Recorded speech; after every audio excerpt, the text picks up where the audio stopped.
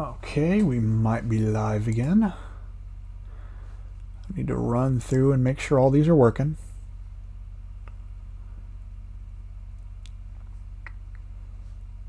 Okay, Twitch is unstable. What's new?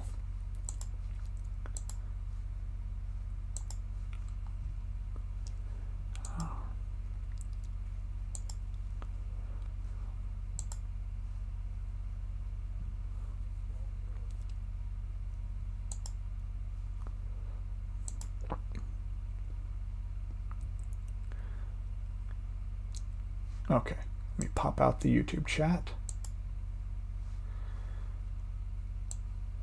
All right, let me get all these in a row again.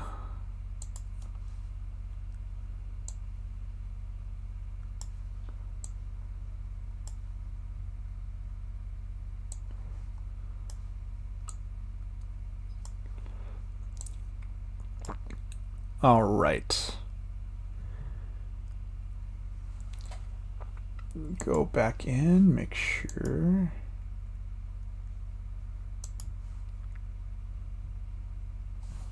Try doing this. See how long it takes.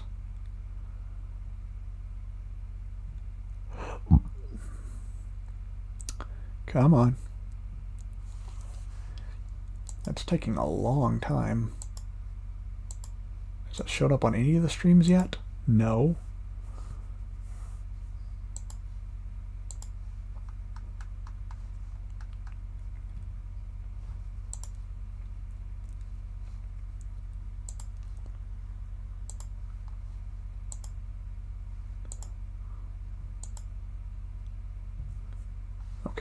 Okay, I'm starting to see it. Let's see, refresh.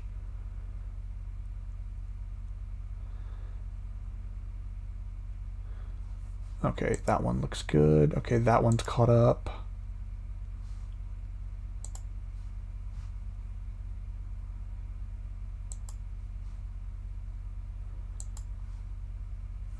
YouTube is not caught up. Oh my goodness, YouTube, what are you doing? Oh, yes, it is caught up. It is caught up. Okay. I think I'm live. Oh my goodness. That only took forever. Welcome back. We're finally live again everywhere, including YouTube. So this is going to be part 2. Hopefully those same people who are watching find me again. That's kind of a bummer. But in any case, we just looked at majority of the the Friday the 13th DVDs, because there really isn't much more to it than that. Before I go on to the Blu-rays, there is a documentary called His Name Was Jason. And it's basically just an in-depth look at the making of the Friday the 13th franchise, going through all that fun stuff. The main reason why I even know that this exists is because the Angry Video Game Nerd was in it, and so he brought it up, and so I bought it. And I watched it once, and I vaguely remember being a good documentary. But just one of those all-encompassing things, which, Halloween got one, Jason got one, and of course, Freddy Krueger got one, which is the one that I don't have, which is, what is it called? Never Sleep Again. I don't have, and I have not seen that one yet. Although, just like with these, even if I had, it'd be a new experience by this point if I watched it. But in any case, yeah, His Name Was Jason. Great documentary. If you want to check that out. So then we come to this glorious Scream Factory box set. Look at that artwork. Isn't that not just beautiful? Is there a bottom one? No. All the movies. Oh, this. If you're going to grab it now, because it's going out of print. And some of these feeds are not muted. Hold on a second.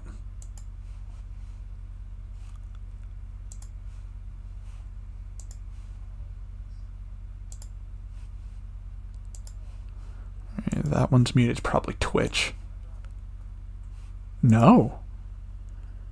It's Kick. Shut up, Kick. God, I'm going to be keeping an eye on this YouTube feed at this point. In any case, oh my goodness, I hope I can build back up that momentum that I had gotten with that first one. But yeah, this is like the ultimate box set. This is what we had wanted for Nightmare on Elm Street for so long before we finally got that recent 4K set. But we wanted a Blu-ray set, dang it.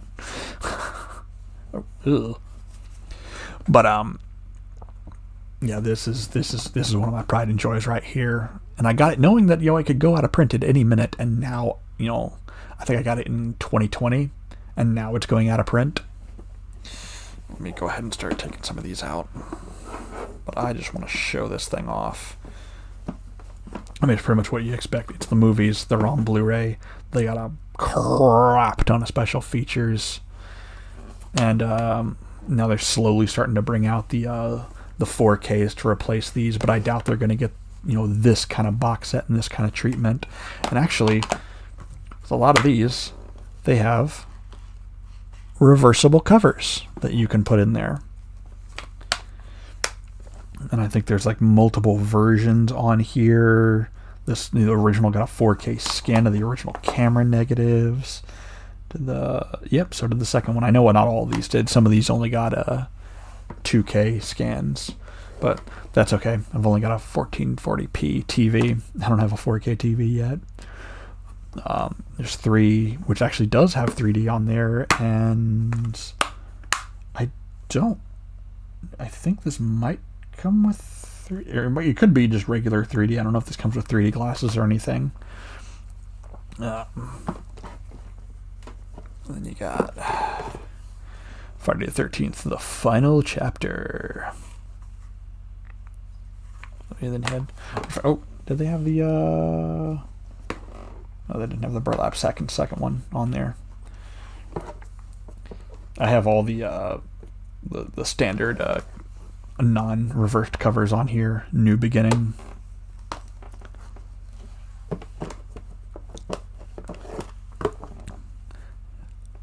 Oh my goodness, I don't even have these in the right shot. Let me Badoo Badoo Badoo Badoo Badoo Badoo Badoo Badoo Badoo. Let me try to get out of here. But yeah, which one is this part? This has a subtitle. What are you doing? Doesn't even. It's the one that doesn't have a reversible cover. Oh, this Jason Lives. Okay. Then we have The New Blood. And that's the psychic chick right there. I remember this one being really fun. And there's a reason why they got a stuntman to play Jason. He just goes through all kinds of abuse. Jason Takes Manhattan, that classic poster.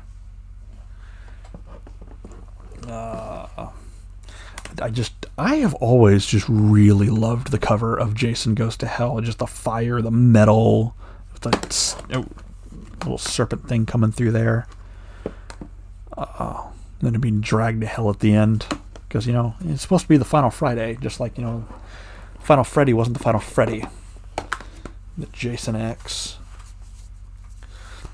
Which, once again, I have yet to watch this version. Or, what am I saying? I haven't watched the Blu-rays to watch it for a second time yet. Then Freddy vs. Jason. I'm not a huge fan of either of the covers of these, because this one has like the color tone. It's not there in this one. It just looks like, yeah. Look at Jason's face.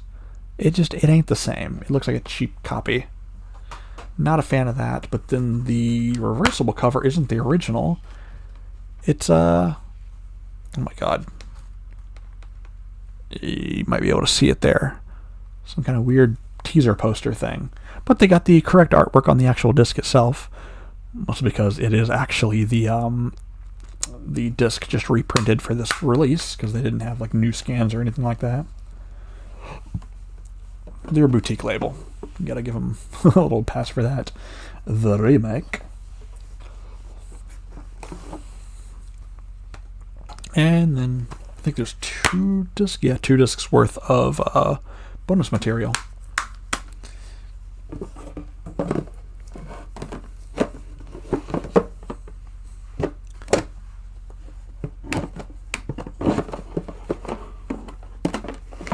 going to take me a little bit to get these back in here.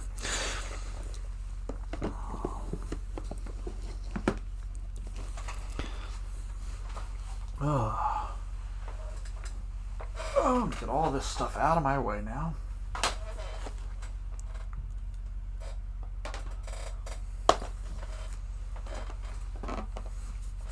Let me get the stuff on my little table over here out of the way before I move on to the final collection.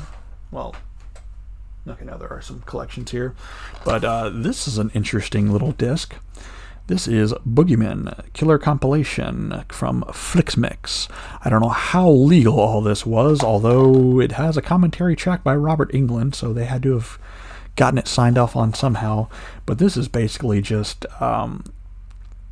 going through different scenes from different horror franchises. Never seen any of the Wishmaster movies. That guy in the corner right there. But you got Leatherface, you got Jason, you got Freddy, you got Pinhead, you got Michael Myers, Chucky. The hell was his name?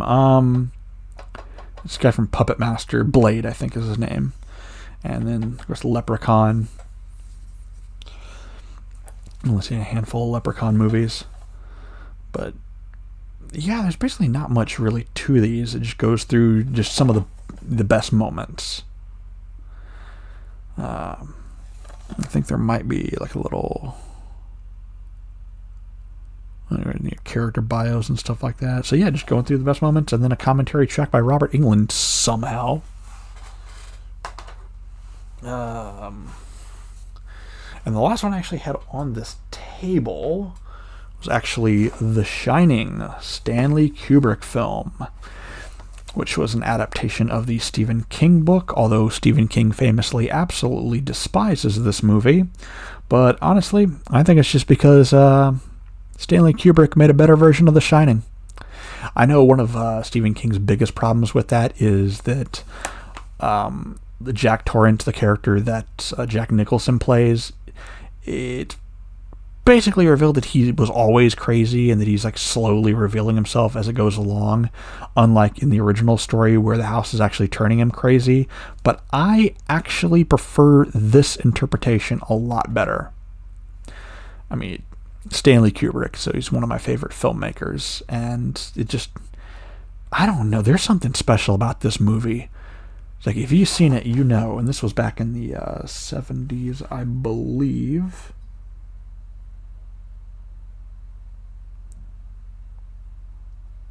Oh, no, 1980 was when this one came out. And there were other films that I have that I was considering putting in this. Clockwork Orange, 2001: A Space Odyssey. But I don't know if these necessarily fit the horror genre per se. This one is the only one where it's a clear cut, absolutely, that's a horror film. Even though 2001 has horror elements in it. And Clockwork Orange is more of a psychological, just trippy film. But yeah. The lone pure horror film from one of the greatest filmmakers of all time, Stanley Kubrick, The Shining. And I do have the DVD of this. I am not about to attempt to pull that out right now.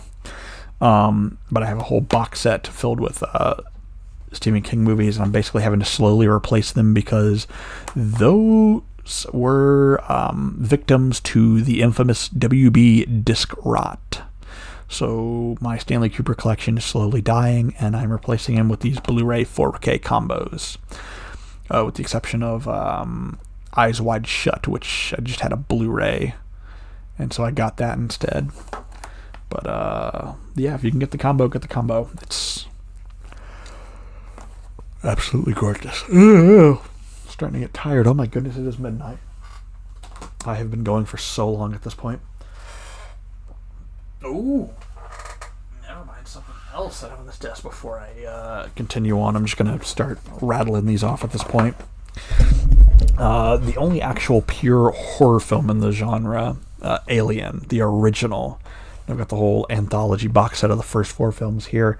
You could technically make an argument for the third film because it's got a lot of the elements that they're doing with the first one. This is actually part of a set where I don't remember if it was this one or one of the others where they had a quadrilogy box set and then they released these separately. One of my box sets, I think it's Aliens, has the discs from the big quadrilogy box set that were accidentally put in its case. This one actually says disc 1, disc 2. But I think it's the Aliens one where it says disc 3 and disc 4 and it looks completely different. But yeah, Alien.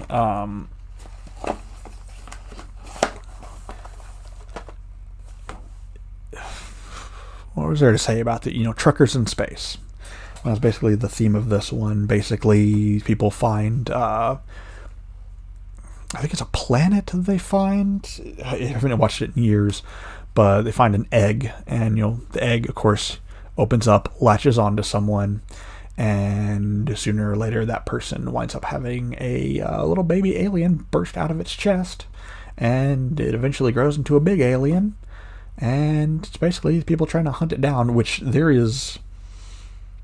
This movie is mostly atmosphere when it comes to the scares, but there is one scare, and oddly enough, it's a jump scare, that actually did make me just jump out of my seat.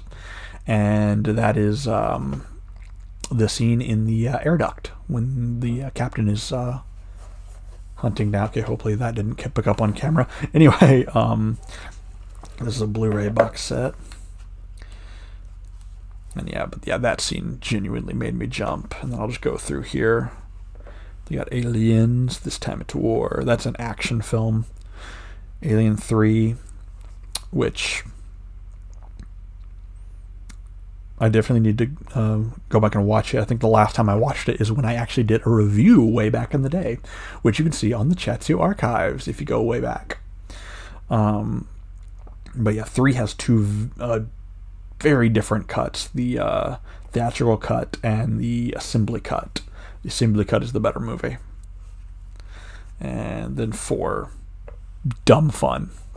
A lot of interesting ideas, not very well explored, but it's got it's got Chucky playing a scientist, so there's that.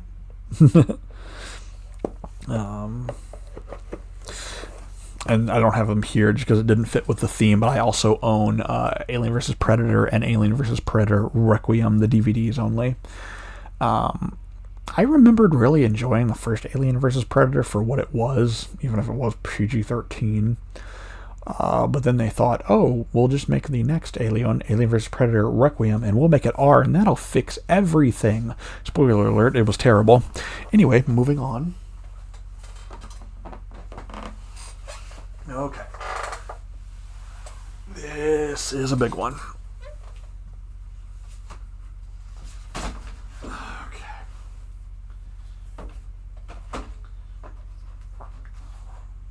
This is almost the one I was looking forward to and dreading the most. We have at last come to John Carpenter's Halloween, a movie that I have made 3 separate videos on, so you basically know my thoughts on this. Absolute classic, best movie in the series. Although I went to rewatch it the other day and I'm like, you know what? I have seen this movie so many times that I'm like, I really just want to watch the sequels at this point. This movie, it is about as straightforward as it gets. And, killer, babysitter picks up a key at a house. Was once owned by the parents of a kid who killed his sister way back in the day. And, he breaks out of an insane asylum, sees that she picks up that key, and seems to, for no reason whatsoever, even though the sequels gave reasons, decides to come after her and her friends, her babysitters, and just, starts picking them off. And this is one of my favorite movie speeches of all time. Yes, I am back again. The feed, I don't know what happened. It just completely crapped out.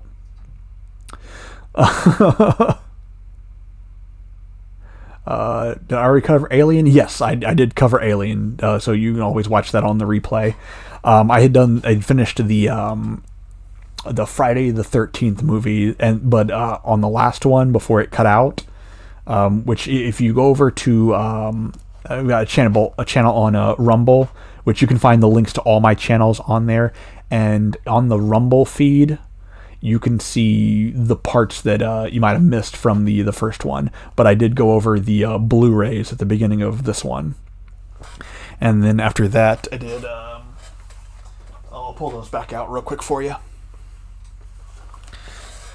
They got Alien. I've got this box set here, but I only pulled out the first movie because it is the only one that I actually consider to be a horror movie, and this whole thing is a horror theme. And of course, you saw my channel back in the day, so you already know I reviewed this. I do need to rewatch it. I want to see if my thoughts have changed. I do want to pull this back out here, because if you haven't seen this Blu-ray, oh my goodness. Oh, and it's a beautiful transfer too. Oh yeah, the nice digibook thing. Oh, I love these so much. And then I also showed off. So I'm trying to clear off my desk here. The Shining, which I have I've got the DVD as well, but this is the Blu-ray 4K combo. I haven't watched it yet, but I want to watch the 4K version on my little 4K player over here. Extended cut of 2. It's more horror-ish, if I recall correctly. They're talking about Aliens. Trying to remember. They had a lot of character development in the extended cut of Aliens. But yeah. And then there was one other thing that I pulled out. Let me pull that. Oh yeah. The other thing I pulled out is this Boogeyman the Killer compilation, which is basically just showing some of the fan favorite moments from but this is just basically showing the fan favorite moments from a lot of horror franchises. I've never seen Wishmaster before. I've seen some of Leprechauns. I don't own any of those though. And it's basically it's one of those discs where it's like, was this legal? I'm not sure. It's a little Flixmix company, whatever that is. I don't think they're even in business now, but this has a commentary track from Robert Englund. So I guess they absolutely did get all the legal rights they needed to do this. But it's literally just a bunch of scenes from horror movies. It's crazy. Oh yeah, in Aliens, I mentioned that they're... Let me pull it back out real quick. The one thing I mentioned just a minute ago about Aliens is there is one scene that actually legitimately scares me in this movie. And it's the jump scare, the one where the captain goes into the ventilation system to look for the alien. Just the way they did that. If you want to see a jump scare done correctly, the correct amount of building suspense and not relying on the fact that it's a jump scare to just startle the audience. Alien. Good Lord, that scene. Only scene that actually legitimately scared me in that movie. And it wasn't just because I was startled by the jump scare. It was legitimately just a great moment. Great movie moment. I already knew about the chest burster, so I couldn't be surprised by that one. Okay, so yeah. So we're moving on to Halloween now. And of course, I've made 3 videos on Halloween. So yeah, you already know. And I just went over a bunch of stuff like here. This is my regular DVD. I will get to the box set in just a minute. It was a perfect scene, I agree. Okay. I'm just going to toss these behind me as I go. Then we've got Halloween 2, which, as I said earlier in the first part of this, the mask here is sort of a tribute to the ending of... Do they show that on the back? No, they don't.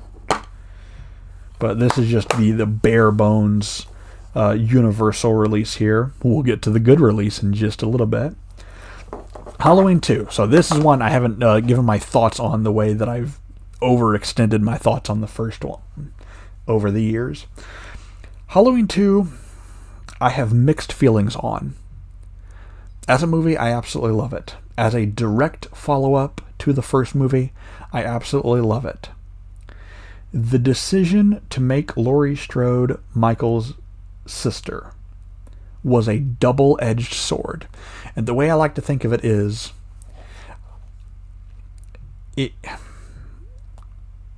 from a story perspective, it screws up what the first one was trying to do. But as a result, it is basically the reason why this became successful as a franchise. Because that ongoing thing of him coming after his family, that is just something that permeated throughout the rest of the series. Even those David Gordon Green reboots at least had to acknowledge that plot point, even if they were attempting to erase this from existence and retcon it. Which I actually don't have a problem with them trying to retcon Halloween 2, which no other reboot other than the Rob Zombie remakes had tried to do. I do have a problem with how they did it, and I will get to that in just a minute, because even though I don't own the David Gordon Green movies, I have thoughts. And most of them are not good. As a huge fan of this franchise. But Halloween 2, it basically just part 2, it was basically a movie that, for all intents and purposes, John Carpenter, he wrote this movie. He wrote and directed the first one, along with the help of, what's her name? Deborah Hill and Nick Castle. And Nick Castle also played Michael Myers, a.k.a. The Shape, in the first movie. He did not return for this one. But yeah, basically this was a contractually obligated sequel, essentially. But it was still written by John Carpenter. Granted, it was basically with the threat of a lawsuit hanging over him, and he straight up said that alcohol essentially got him through writing this, and that he regrets making Laurie Michael's sister, and that he did it when he was drunk, and he just... probably the reason why they got him to be involved in some capacity with the David Gordon Green films is a direct result of the fact that he hated writing that. But, yeah. And also, I do want to mention that the television cut of the first movie actually retroactively added in the plot point of Laurie being his sister. And don't even get me started on the television cut of Halloween 2. Oh, interestingly enough, there are some deleted scenes that I kind of wish had actually been in here. Gotta readjust. Because there are scenes that basically explain, if you've only ever watched the theatrical version of Halloween 2, you might be wondering why, what's up with Laurie during the second half of this. It basically takes place in a hospital, and Michael eventually finds Laurie in the hospital directly after the events of the first movie, and he chases her down. But you might be thinking, why is she acting weird? Well, it's because there was a deleted scene, a complete deleted subplot, where they had actually drugged Laurie. So the reason why she's barely reacting to a lot of stuff, and just acting like she can't walk or anything, it's because she's heavily medicated. And much like, with the whole, Boris Karloff and Frankenstein going, it's something I wish they had kept in the movie. It's a quick scene. It should have been in the theatrical cut, yet it's in the super weird television cut, which gets hilariously bad at some points because of the censorship. And I'll talk more about the television cut of Halloween 2 in just a little bit here. Let me go through the rest of the franchise. Okay, Halloween 3 is an interesting one, because this was also written by John Carpenter. Because what they allowed him to do, he had killed off Michael supposedly definitively at the end of Halloween 2. And he wanted that to be the end. He wanted that to be his final say on that. He didn't want to make a sequel in the first place, so he killed off Michael Myers, and they basically let him do whatever he wanted because the second one was a hit, as long as he came back to at least write the third one. And he was done with Michael Myers. So what Carpenter wanted to do is he wanted to turn the franchise into an anthology series. Because as he said, there's a lot of things you can do with the concept of a movie taking place on Halloween. Lots of great horror potential. And he wanted to tap into that potential in Halloween 3. There's no Michael Myers. The only passing reference to the first two movies is the fact that the first one is playing on TV in one scene. And that was how that went. He decided to make a movie about basically this company with like occult people. I gotta rewatch it because I'm having trouble remembering part of the plot of this. But basically they're doing something with these weird masks that they're giving away, and there's this countdown to Halloween with this little jingle in this commercial, and this countdown, when this comes up, something bad's gonna happen, and that's just lingering over the movie until the final scene, and that final scene is a doozy. But because of the fact that there is no relation to the rest of the series, there's no Michael Myers or anything like that, people despised this movie. From when I wasn't around when it came out, but it was not looked kindly upon, and it's kind of the black sheep of the franchise, because where's Michael Myers? And that's all people cared about, and this is the bare bones release. All people cared about is where's Michael Myers? There's no Michael Myers. And so this one did not do as well, and as a result of the reception of this film, John Carpenter just completely washed his hands of the franchise. He said, I'm out. But the producers weren't out. They wanted another movie. So we got Halloween 4, The Return of Michael Myers. Which when did this come out? It was like 1987 is when this one came out. And Halloween 4, they bring back Michael Myers by basically doing some light retconning of what happened at the end of Halloween 2, where him and his psychiatrist, Dr. Loomis, Dr. Loomis basically blows them both up. And you see Michael basically burning to death at the end of the second one. Well, the entire room exploding and flames engulfing the entire thing, and Michael lying on the ground slowly burning to a crisp. In this movie, basically gets retconned to, he got some burn scars on his hand, and Dr. Loomis got some burn scars on his face, because Donald Pleasence is back in this one. He was also in the second one. Oh, obviously, if he dies in the second one, but Donald Pleasence comes back, and man, there's a reason to see this. Is his performance, and also newcomer Danielle Harris, who plays, I think it's the daughter of, let me see. I couldn't remember if it was her niece or no, it was her daughter. The daughter of Laurie Strode, who they say died in a car accident in between films. Because this basically is a sequel to Halloween 2, specifically. Ignores the events of 3, obviously.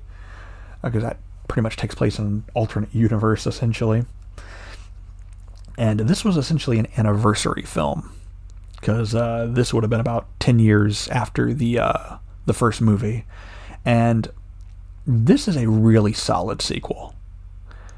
Donald Pleasence, the performance he gives in this, and Danielle Harris, damn, especially for a performance from a kid actor, that was phenomenal. But yeah, she does a great job in this movie as Michael Myers' niece, is who she's supposed to be. So, which is why he's coming after her. And then there is a twist at the end of this one that basically, it wasn't even necessary. They didn't think about how they were going to follow up on it. But definitely consequences that were not properly followed up on with the next film, Halloween 5, and this is where things really started going off the rail. Because, I mean, you can say things about the first 4 movies. 3, the worst anyone can say is that maybe they find it boring, or just the fact that it doesn't have Michael Myers in it. This is the first one where I would say I don't really think this is a very good film. They should have kept the director of 4. They should have brought the director of 4 back for this one, and I'm pretty sure they regret that, because they did not want that person coming back after this for 6. Even though I don't think it lost money, it made less, and it was just, the fans really took a lashing to this one. That would become an ongoing trend going forward, actually. So yeah, they bring back Danielle Harris. I figured her name was Jamie Lloyd, is the character that she plays. And after she's kind of traumatized in this one after the events of the first one, and so for most of the film she's mute. But I will say, for all the issues that this one has, mostly the big issue with this one is the fact that they pretty much tried to turn it into a standard slasher, kind of like a Friday the 13th, which is not what the Halloween franchise is. It's supposed to be a more subtle kind of horror than that, even though there's not really a lot of actual scary stuff to be found. It's more like it's the vibes, man, the vibes. But yeah, there's a lot of cringy dialogue, teenagers being killed off. They unceremoniously kill off the babysitter from 4, which I never understood why they needed to do that. I'm like, that, especially in such an unceremonious way. And I can't remember if it was at the beginning or the middle of this movie, but it was just, I don't know. Oh, there's also, the issue with the mask. The mask looks weird. It looks weird in this. It looks less weird, but still pretty bad in 4. 4 and 5 do not have good masks. Oddly enough, Halloween 2 uses the same mask from the first movie, but years had passed, and it had basically been in a box under, from what I understand, it had been like cooped up and tossed in a box under Deborah Hill's bed. And they basically pulled it off and were like, oh man, this thing does not look the same anymore. But it was the original Halloween 1 mask in 2, but then they do different masks for 4 and then 5. And they at least did a good mask with 6, but 6 has issues of its own. So I've got here a little triple box set with 6, 7, and 8, although a bit of a weird thing going on with these, as you'll soon see. So it doesn't say Halloween 6, it says Halloween the Curse of Michael Myers. An alternate title for this would have been Halloween 666, The Curse of Michael Myers, or alternatively, The Origin of Michael Myers, because this film essentially attempted to explain why Michael is going after his family members. And depending on which version you watch, you can get 2 very different answers, ranging from let's just drop that plot point and act like it didn't happen, in the theatrical cut, which is the one that I have here. Or there's the producer's cut, where it's basically, they expand on the Cult of Thorn thing that started life in the whole Sam Hain thing mentioned in Halloween 2, which is just literally Sam Hain written in blood on a blackboard, and they kind of try to follow up with that. And I think it was in 5 that they showed that he had a little symbol on his wrist, and they followed that up with the Cult of Thorn. In 5, there was also this mysterious character that was going around who was in a coat, a trench coat and a hat. Just this mysterious character. They had no idea who it was going to be when they made 5, but they answered who it was in this, and it's a guy named Dr. Wynn, who is a character that had a very minor role, practically a walk-on role, in the first movie. And so they just trying to connect it that way. It was basically fans writing a story, trying to connect the lore. But thanks to meddling and studio interference and Harvey freaking Weinstein, the version that we ultimately got was a butchered mess, and the producer's cut has issues of its own, but we'll get to that when we get to the Blu-ray collection. But this is just a bare bones DVD with the theatrical cut, which is the only version that was available for years, and I actually have rips of a bootleg producer's cut that was going around. The version that I have is split into about probably 7 or 8 different parts, if I remember correctly. I have YouTube rips, because back in the day in YouTube, you had to, if you wanted a longer video, not, something like this, you had to, split it up into different parts. And so I have a really crappy quality version, which I still have the files to, of the producer's cut, and to this day that's the only way I've actually watched it, the producer's cut in its entirety. But I will eventually be watching my Blu-ray, but we'll get to that in a little bit here. Next one in here is the next movie, Halloween H2O, 20 years later. Bit of an odd naming convention. It has nothing to do with water. It's literally just the fact that it's been 20 years. So another anniversary film, just like 4. And the interesting thing with this one is that it is essentially a continuity reset that pretends that everything after 2 didn't happen. Although they do say that Laurie, she goes by a different name in this, or still Laurie, but has a different last name, but they say that she faked her death in a car accident, which her being in a car accident was the story that they used to say that she was dead, starting with 4. So they kind of implied a continuity here, but it does not acknowledge anything after 2. It just says 1 and 2 happened, although this one, oddly enough, while 4 at least attempted to explain that, we acknowledge the whole, burning alive in Halloween 2 thing, this one basically ignores that. And, I just said his name earlier. Dr. Loomis, Donald Pleasance. Donald Pleasance, died during the production of 6. When they did the reshoots for the theatrical cut, he was already dead by then. So he didn't get to be a part of those reshoots, so they kind of had to cut around him. They have a really bad voiceover at the beginning of this, doing some of his old lines. I guess they couldn't get the rights to the audio recordings of his lines for this. But I think it's been a while since I've seen it, but I think they mentioned that he actually did die in the fire, but Michael disappeared and they never found him, even though that doesn't make sense. And he has no burn scarring from what we can see in this movie. So it sort of kind of ignores parts of the end of 2. It's weird, but most of this movie is pretty boring, I'm not going to lie. But the reason why I still love and adore this movie, even though it's not scary at all, is the last, I think it's like the last 15 minutes. Because the David Gordon Green movie tried to do what this movie did in the last 15 minutes, where it basically becomes Laurie versus Michael.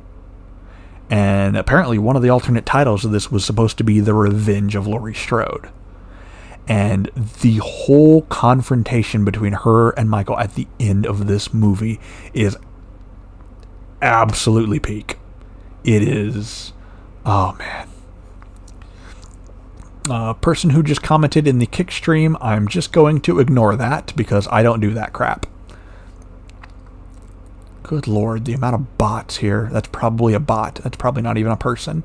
Well, I can help your stream grow. I don't like to grow it that way. I like to grow it organically, which is what I'm trying to do here. But in any case, yes, Halloween H2O. The whole confrontation at the end, if you haven't seen it, I don't even want to ruin what happens. Just the last 15 minutes, phenomenal. It's the whole reason why most people that a lot of people tend to love this movie.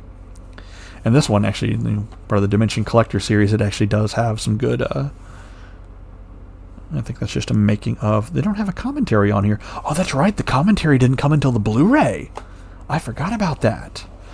But yeah, so that leads into Halloween Resurrection. Oh boy, this is a doozy.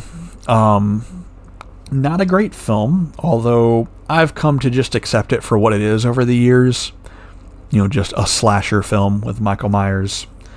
And some things I don't like about this. The fact that they just... I can't say they did it unceremoniously, because it was very ceremonious the way they killed off Jamie Lee Curtis, Laurie Strode at the beginning of this movie. Just right off the bat. Michael finds her, finally gets her, and the whole idea of this movie was it's supposed to be a clean slate. Which there's so much they could have done with that. He doesn't have any more family members to go after, because Jamie Lloyd doesn't exist and Laurie's dead. I mean, maybe they could have had him going after her son, but he doesn't... I don't even think he gets a mention in this. It's like he doesn't even exist in this either. But instead they go for like a pseudo found footage thing where a bunch of people are going into the Myers house and, trying to film some kind of reality TV show, essentially. And it basically just becomes a comedy. This and H2O were basically movies that came out in the wake of Scream. And there was basically a lot of self-aware stuff going on. And, as a result of that, there's a certain tone these had. Very, self-aware kind of tone going on with this. When I get done with the Halloween, I'm going to actually wind up ending this, and at a later date, I will continue with the rest of the horror movies, just because I'm starting to feel how long I've been streaming and have been in this chair. So I'm just gonna say my piece, do the rest of these before I end it, and we'll do the rest of this another day. But yeah, Halloween Resurrection,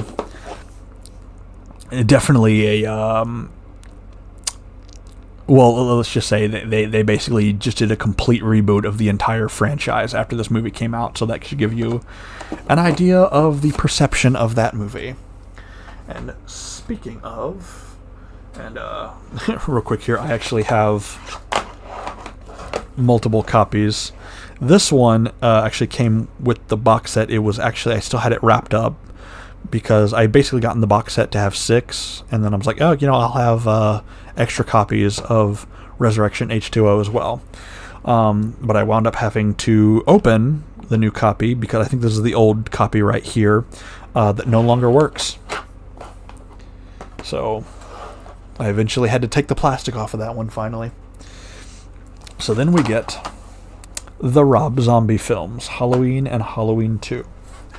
And Rob Zombie seemed to completely, I guess, not understand what the point of Michael in the first movie was. It becomes very apparent, and John Carpenter has had some very nice, not nice things to say about Rob Zombie over the years. But I don't hate this film, although I do... Let's see. I have a love-hate relationship with this movie. Because there's a lot of things I love what he was trying to do. The whole, Michael in the sanitarium and him slowly breaking down until he stops talking. I love the whole idea of that. And I love where that was going until, the first half is basically, Michael, doing the kill, his backstory leading up to the killing, then the killing, and then him in the insane asylum. And that's the first half, before the second half basically becomes a truncated and really forgettable remake of the original film. And there's a whole documentary, I don't know if it's on, no, it's not on here, but it's on my Blu-ray. It goes into like the making of, which I actually have not watched. Halloween 2. I have seen it once. I remember thinking as a sequel to this, I remember enjoying it for what it was, even if it's not necessarily a great film. I remember that it pays homage to the second film at the very beginning with, I think it was like a dream sequence that takes place, him killing a bunch of people in a hospital. And then there's also the fact that he has they made a big deal about the fact that, oh my goodness, Michael talks at the end of this. He says die. That's it. And I know there's two drastically different versions of the ending, and I haven't really gone back to really watch them to see which one is even the one that's on this version and which one's the I think they might have the alternate ending I think is on here. But I don't know which one's the uncut and which one's the theatrical. I've only ever seen the uncut version of both of these movies. And frankly, it has been so long that I don't remember a whole hell of a lot of details. I remember some details from this. I don't remember a whole hell of a lot from this. I remember the whole white horse thing, and I remember the ending with Laurie doing that creepy smile and stuff. And like I said, I remember not hitting this as much as everyone else did, because I kind of thought of these as their own separate thing.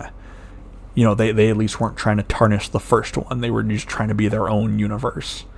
And you know what? If you're going to screw something up, at least screw it up in your own universe. You know what I mean? Anyway, that's the ending of What I Own, even though after that came the David Gordon Green movies, which before I get to the... I'll get to these first. This is the very much out of print Scream Factory Blu-ray set. Scream Factory. Oh, my pride and joy. And I'm going to keep a very good care of this because I paid almost $400 for this. And I shouldn't have. At the time, it seemed like a great deal. Because this was, when I got this, was right before the 4Ks started coming out. And at the time, you could only get this secondhand because it was long, long out of print. And the prices that these box sets were going for got ridiculous. It wouldn't be uncommon to see, $800, $900, $1,000 for like a sealed copy, and then maybe like $600 or $700 for an open copy. So at the time, just under $400 seemed like a steal. I'm like, you know what? It's just going to keep going up in price. Nothing is going to stop that. So I thought. So I pulled the trigger. This was in 2020. Less than a year later, this was going for about $100.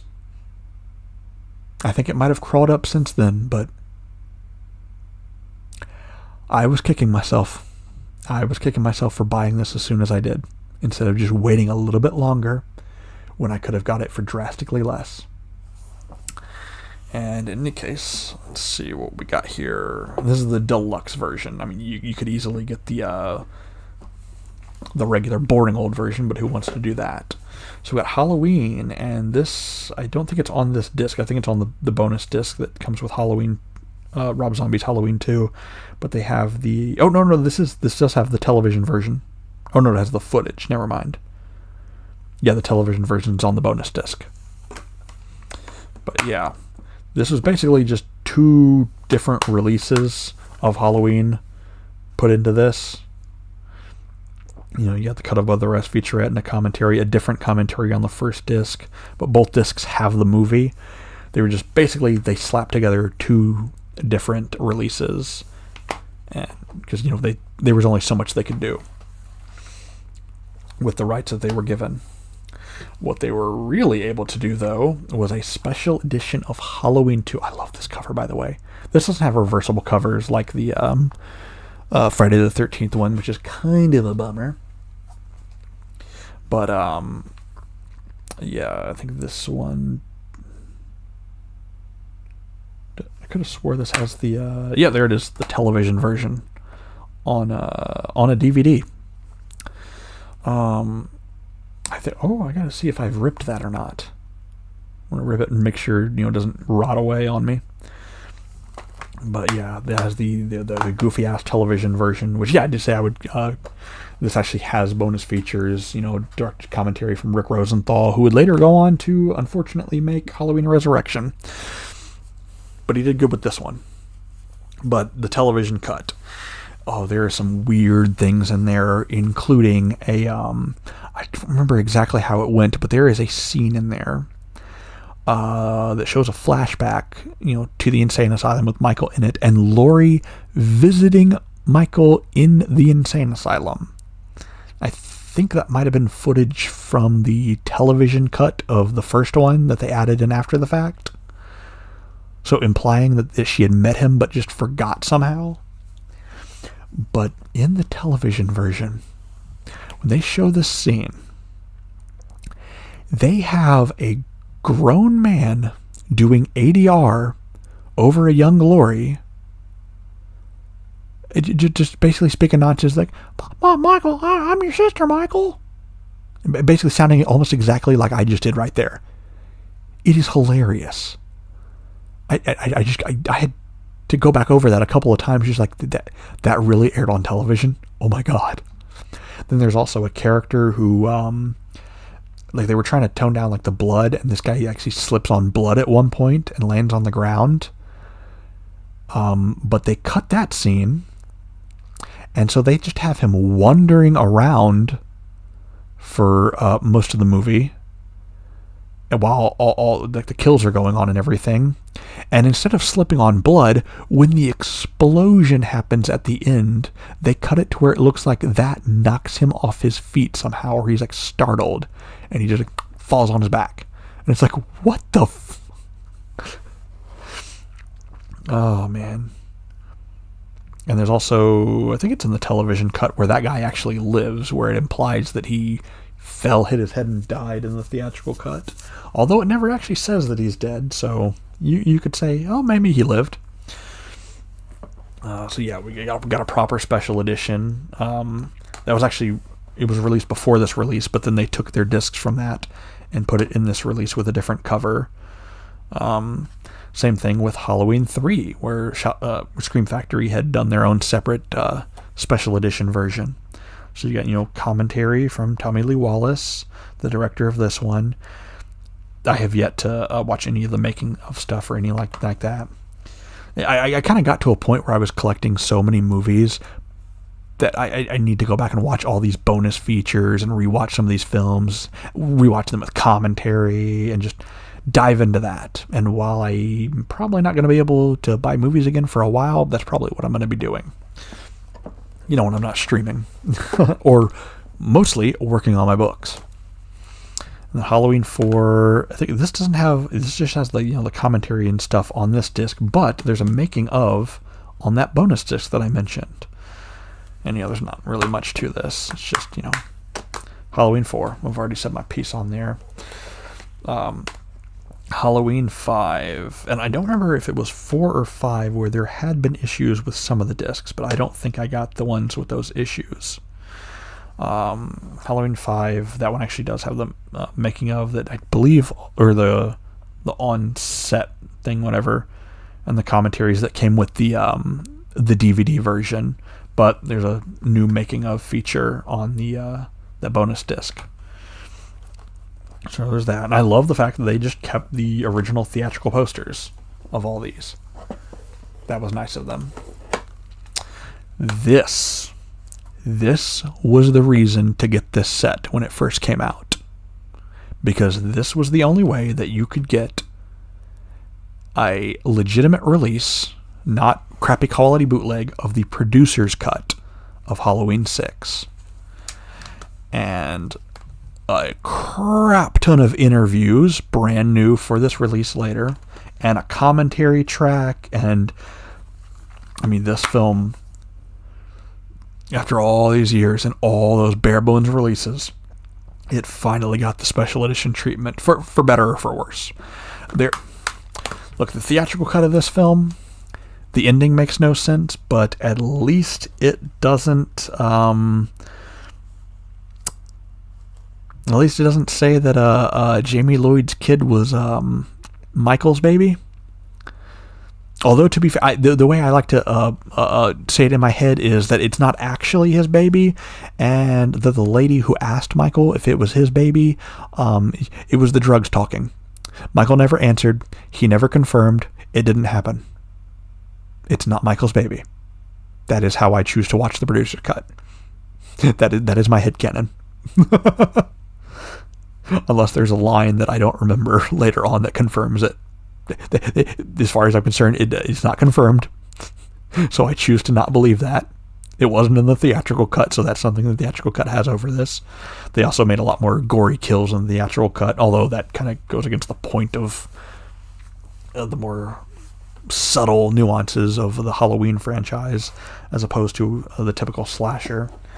There's not much to say about these. There's actually an audio commentary track and a new making of, it looks like, for Halloween H2O.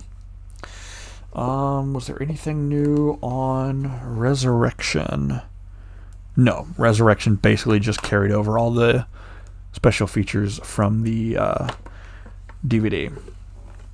And then we have Rob Zombie, which this one does have the Michael Lives, the Making of Halloween, which is a 4.5 hour long documentary that I have yet to watch. And that is on disc 2. The whole disc 2 is just the making of. All right. Then we have Halloween 2. Which once again, both these just have the extended cuts of the movies. It's all the same features that were on the DVD. And then this has the bonus Blu-ray, which has, does it say? Oh, she says in this booklet, just a whole bunch of neat writings in here. Let me see, where's the, I know there's something in here that mentions the special features that are on that DVD. Yeah, the bonus disc. Let's see, okay, that has the it says the extended version, because technically it's still R-rated, so it's not the television cut, but it's an extended version of the first Halloween with the TV cut, scenes added back in it. Halloween Unmasked 2000, not sure what that is. Then we get proper making of new featurettes for Halloween 4 and 5. Interviews with the makeup effects artist for Halloween 3. A bunch of Horrors Hallowed Ground stuff where they go back and revisit horror movie locations years after the fact. And then a bunch of promotional stuff. And that is what comes with the deluxe edition box set. And then they started releasing the 4Ks and absolutely plummeted this thing in price and made me regret my decisions. But yeah. So I guess I will end this off giving some of my brief thoughts on the David Gordon Green films. And look, I don't have very positive things to say. I remembered enjoying the first one. I don't want to go back and rewatch it because the few things that I did enjoy probably would be ruined by a second watch. But certain things that I remember being disappointed by it. I remember they had a fight between Michael and Laurie at the end, but it wasn't nearly as good as what they did in H2O. But that is actually the movie where I really started noticing bad dialogue in films. Something about the way modern films, for the most part, are written absolutely gets on my nerves. I might do a video at some point going over why that is and what's going on with that. And God, I hope that this isn't crashed out again. I notice I haven't had a comment in a long time. I think he left. But yeah. What was I saying?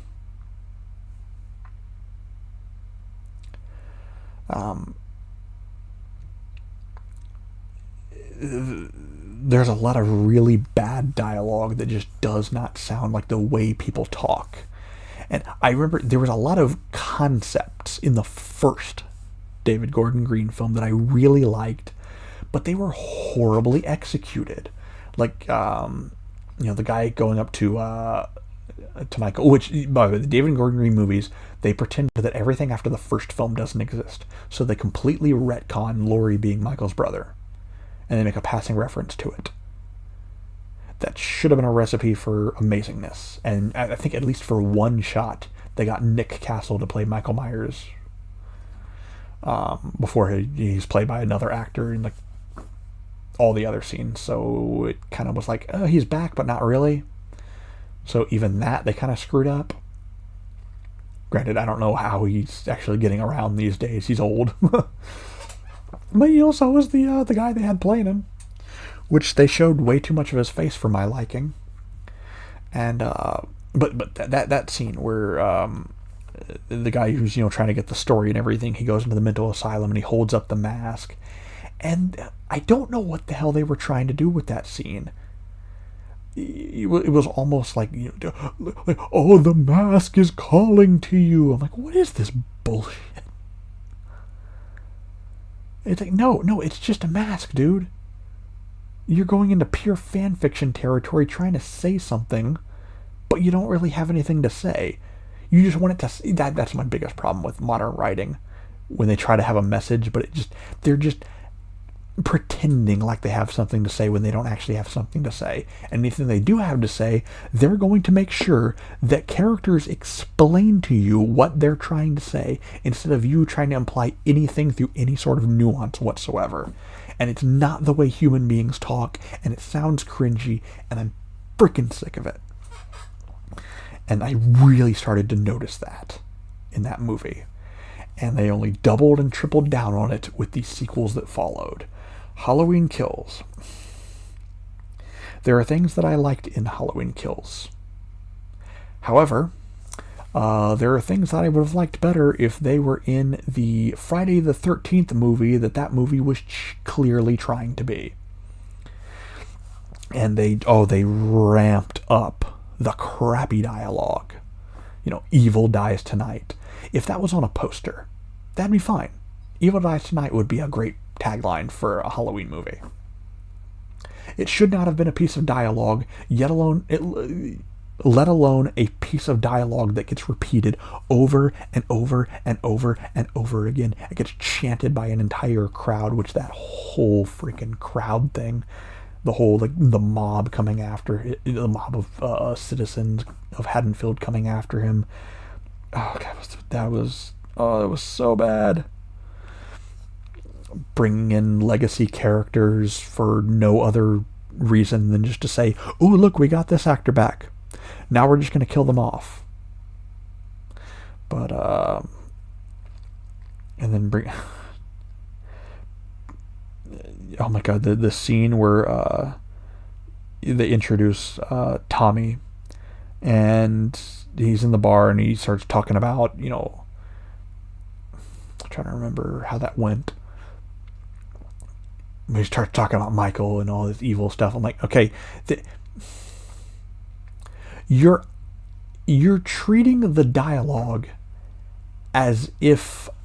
trying to find the right words to say what was wrong with the way that he talked.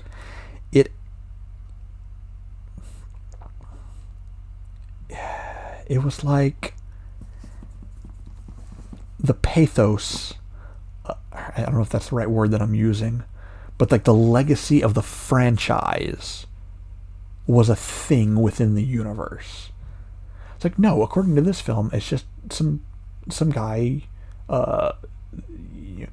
killed his sister, broke out, killed a few more people in the 80s, but they treat it like it was more than that. I mean, yeah, it would have been a traumatizing thing, but it's the kind of thing where it really wouldn't have been as big of a thing at the time that movie takes place. But they treat it as if all the sequels and all the kills from those sequels had happened, and he was this unstoppable monster. It's like, no, not according to that. And then there's also the whole flashback thing where they're flashing back to the events of the first one, showing how he got captured at the end of the first movie after he had disappeared. And more just nonsensical dialogue, and that's not how people talk kind of dialogue. But then they had Loomis show up, and Loomis looked fine. He sounded fine. His dialogue was god awful, and that's where you really notice it, because he just starts shouting off things like that. Evil has escaped. That it was a parody of his dialogue from the other movies. Because he had some really, really great lines in those sequels, especially. I mean, there's the iconic, truly and simply evil speech from the first one, but in the second one, and the fourth one, and the fifth one, and even some in the sixth one, he just, oh my God, and the way he delivered those monologues, he was really committed to it right up until the end. And you actually get to see the context of that scream that he gives at the end of that. End of Halloween 6 in the producer's cut, by the way. They reused the scream, but it makes no sense in the theatrical cut. But anyway, I'm getting off topic. Yeah. But yeah, once he starts talking, it's like, okay, you've broken the illusion now. Because that's not how Donald Pleasence would have delivered the line. That's not the kind of dialogue he would have been given. It just didn't work. And then there's Halloween Ends, which I've seen some people defend Halloween Ends. Look, I admire the attempt to do something different. I really do. David Gordon Green was absolutely freaking incapable of doing that, though. He was not. He doesn't have the talent for it.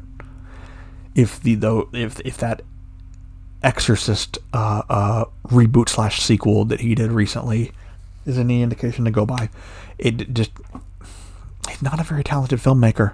He might be a great guy. He might be a fun guy. I don't know. Every film that I've seen of his, I just do not like. I don't think they're well made.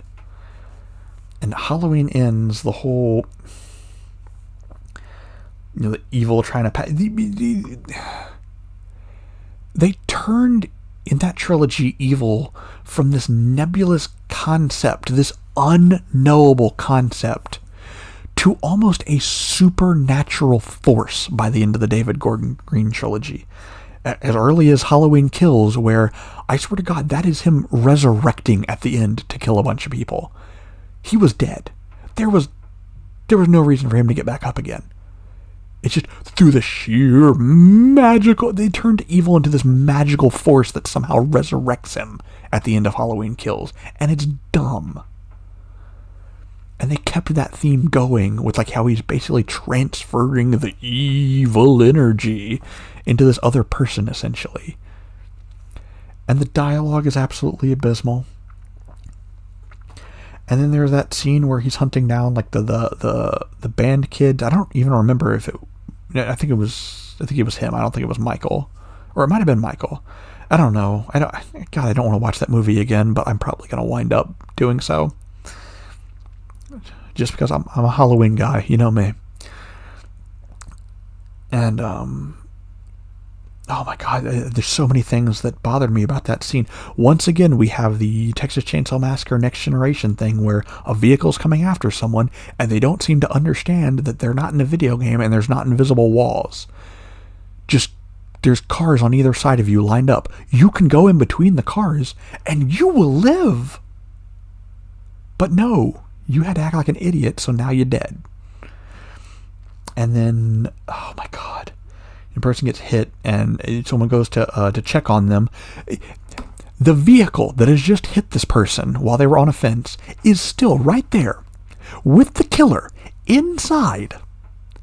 And this moron walks up to check on their friend and asks if they're okay. And then in a line that was clearly written for the trailer, that person that they're checking on goes, "You're... like you won't be," or something like that. because they see the killer walk up behind him and kills him right then and there. I'm like, you literally walked up to the scene of your friend getting run over by this vehicle with the killer still in the driver's seat. What the hell did you expect was going to happen? You're a moron. That was a badly written scene. And that's just what I can remember from that scene. Once again, I don't want to go back and watch it. And then they have another Laurie Michael fight, and oh my god, it's just really boring. And it does that, like, where it's dimly shot, but they try to use the modern cameras to try to make it to where you can see everything. But I hate the way modern films are lit, and just so many things I can't stand. It was a weak ending for a weak reboot trilogy.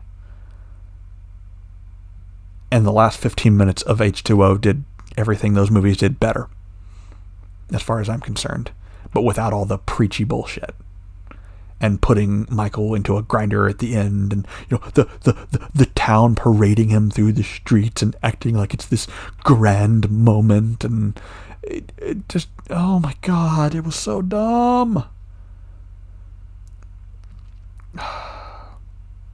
Yeah, the David Gordon Green trilogy is terrible. And I'm glad that he's not going to be touching the franchise going forward. I don't know where the franchise is going to go going forward. I'm kind of satisfied with what I have here, but I might wind up grabbing those films just for the sake of completion. Probably just going to grab like the cheapest trilogy box set that I can find and just leave it at that.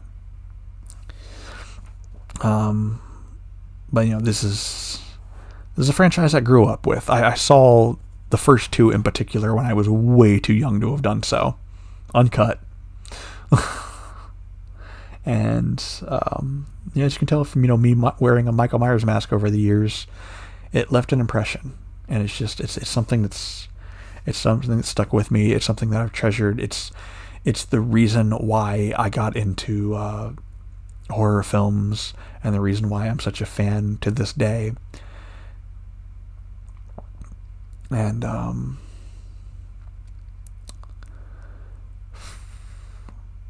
an autistic man once said, that's all I have to say about that. So yeah, that's going to end part 2. And one of these days, when I am well rested and I'm really ready to get back on it and really get back into this, I will do this again. But until then, happy Halloween. And this is Chatsu. If I can get back to my...